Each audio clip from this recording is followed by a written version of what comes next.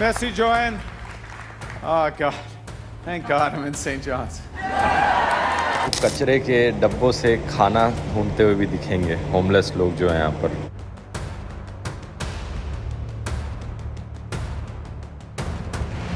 क्या कनाडा अब रहने लायक देश नहीं रह गया? पिछले कुछ सालों में यहाँ इतनी समस्याएं बढ़ गई हैं कि लोग अब कनाडा छोड़ने का सोच रहे हैं। महंगाई, महंगे घर, घटते रोजगार के अवसर और बढ़ते क्राइम रेट ने यहाँ के लोगों की जिंदगी मुश्किल बना दी है। क्या यह वही कनाडा है जिसे कभी सपनों का देश माना जाता था? इस वीडियो में हम इन बदलावों पर चर्चा करेंगे और बताएंगे कि क्यों अब कनाडा में रहना पहले जैसा नहीं रहा। अगर आप भी इस बारे में जानना चाहते हैं तो वीडियो को अंत तक जरूर देखें और अपने विचार कमेंट में शेयर करें। लाइक, शेयर और सब्सक्राइब करना न भूलें। इसी तरह की और रहस्यमयी जानकारी प्राप्त करने के लिए हमारे चैनल ट्रू हिस्ट्री को आज ही सब्सक्राइब करें और बेल आइकॉन को प्रेस करें। कनाडा, जो दुनिया का दूसरा सबसे बड़ा देश है, इस वक्त गंभीर मुश्किलों का सामना कर रहा है। महंगाई पिछले 40 सालों का रिकॉर्ड तोड़ चुकी है। जुलाई में 7,000 लोग बेरोजगार हो गए और क्राइम रेट 30 सालों में सबसे ज्यादा है। इन बदलावों के कारण हजारों लोग कनाडा छोड़ने पर मजबूर हो रहे हैं। घर खरीदना या किराए पर लेना अब 70% लोगों के लिए नामुमकिन हो चुका है। पिछले 10 सालों में होमलेस लोगों की संख्या दोगुनी हो गई है।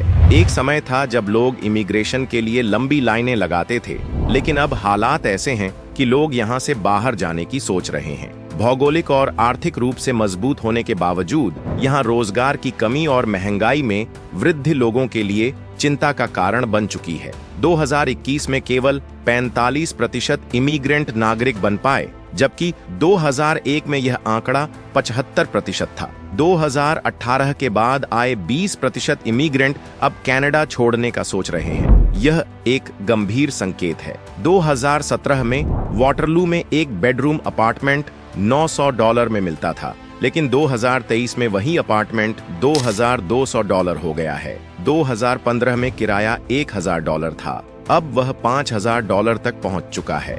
इस बढ़ोतरी के कारण मिडिल और लोअर क्लास के लिए घर लेना या किराए पर लेना नामुमकिन हो गया है। कनाडा में औसत सैलरी $4,000 से $6,000 के बीच है, लेकिन उच्च टैक्स, बढ़ती महंगाई और खर्चों के कारण यह सैलरी अब अपर्याप्त हो रही है। 63% कैनेडियन मानते हैं कि वे कभी भी अपना घर नहीं ले सकेंगे। कनाडा की इकोनॉमी मुख्य रूप से नेचुरल रिसोर्सेज पर निर्भर है, लेकिन अब इंडस्ट्रीज में निवेश कम हो रहा है। लोग रियल एस्टेट में पैसा लगा रहे हैं, जिससे नई नौकरियां नहीं बन रही हैं। तेल इंडस्ट्री और कार मैन्युफैक्चरिंग भी संकट में है, क्योंकि कंपनियां सस्ती लेबर की तलाश में मेक्सिको शिफ्ट हो रही हैं।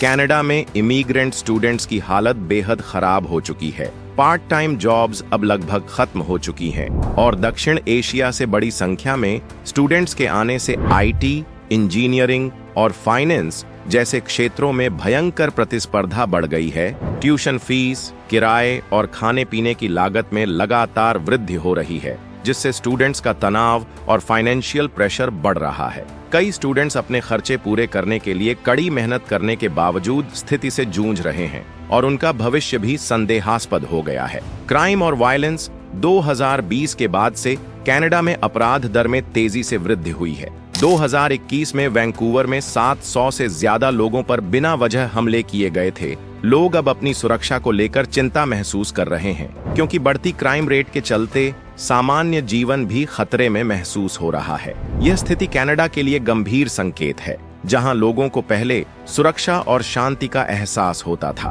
फेल होता हेल्थ केयर सिस्टम। कनाडा का हेल्थ केयर सिस्टम पहले दुनिया में सबसे बेहतरीन माना जाता था, लेकिन अब यह स्थिति बहुत खराब हो चुकी है। अब डॉक्टर्स से मिलने के लिए 4 से 6 महीने तक इंतजार करना पड़ता है और कई मामलों में लोगों को सही समय पर इलाज नहीं मिल पाता। इमरजेंसी में भी केवल हार्ट अटैक या बड़े एक्सीडेंट्स के मरीजों को प्राथमिकता दी जाती है, जबकि अन्य बीमारियों जैसे कैंसर का इलाज देर से किया जाता है। इस देरी के कारण मरीजों की स्थिति और अधिक गंभीर हो जाती है और उन्हें मानसिक तनाव का सामना करना पड़ता है। चिकित्सा सेवाओं में आई यह गिरावट कनाडा के हेल्थ केयर सिस्टम के लिए एक बड़ी चिंता का कारण बन चुकी है और यह स्थिति न केवल मरीजों के लिए बल्कि देश की स्वास्थ्य नीति के लिए भी खतरनाक है। क्या कनाडा अब रहने लायक देश नहीं रह गया? कनाडा में पिछले कुछ वर्षों में जो बदलाव आए हैं वे न सिर्फ यहाँ के निवासियों के लिए बल्कि पूरी दुनिया में इस देश को एक आदर्श मानने वालों के लिए भी हैरान करने वाले हैं। ये ऐसे मुद्दे हैं जिनसे कनाडा के लोग अब जूझ रहे हैं। क्या आप भी उन लोगों में से हैं जो अब इस देश में अपना भविष्य नहीं देख पा रहे हैं? आखिर क्यों लोग कनाडा छोड़ने का सोच रहे हैं? क्या यह वही कनाडा है जिसे कभी हर किसी ने एक बेहतर जीवन के लिए चुना था? अगर आप भी कनाडा की इस बदलती स्थिति से सहमत हैं और इससे प्रभावित हैं, तो कृपया अपने विचार कमेंट में जरूर साझा करें। इस वीडियो को लाइक करें, शेयर करें और हमारे चैनल को सब्सक्राइब करना न भूलें, ताकि हम ऐसे ही और महत्वपूर्ण मुद्दों पर चर्चा करते रहें।